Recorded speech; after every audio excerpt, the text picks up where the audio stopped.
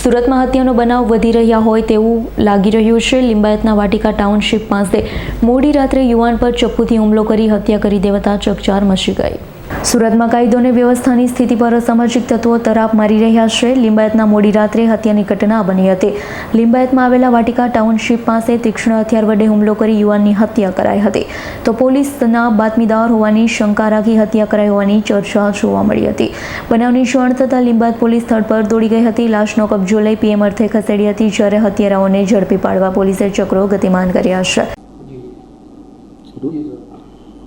ગઈકાલ મોડી રાત્રે ડુંબાયર ફાયર સ્ટેશન લિંબાયત પોસ્ટ વિસ્તારનો જે એરિયા છે ત્યાં એક મોડી રાત્રે એક આલોક અગ્રવાલ કરીને એક ઇસમ હતો એના ઉપર હુમલો કરીને એની હત્યા નીચવામાં આવેલી છે। જે સંબંધે એના ભાઈએ ફરિયાદ આપતા પોલીસે હાલ અજાણ્યા ઇસમો વિરુદ્ધ ફરિયાદ દાખલ કરી અને તપાસ હાથ ધરેલી છે।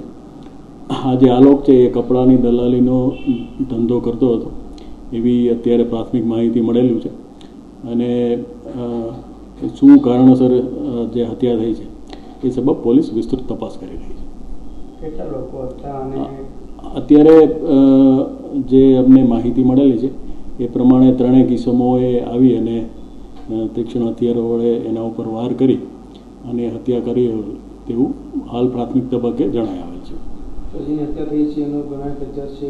હા, જેની હત્યા થઈ છે એ એની વિરુદ્ધ જુગારના કેસો દાખલ થયેલા છે લિંબાયત પોલીસ સ્ટેશન વિસ્તારમાં।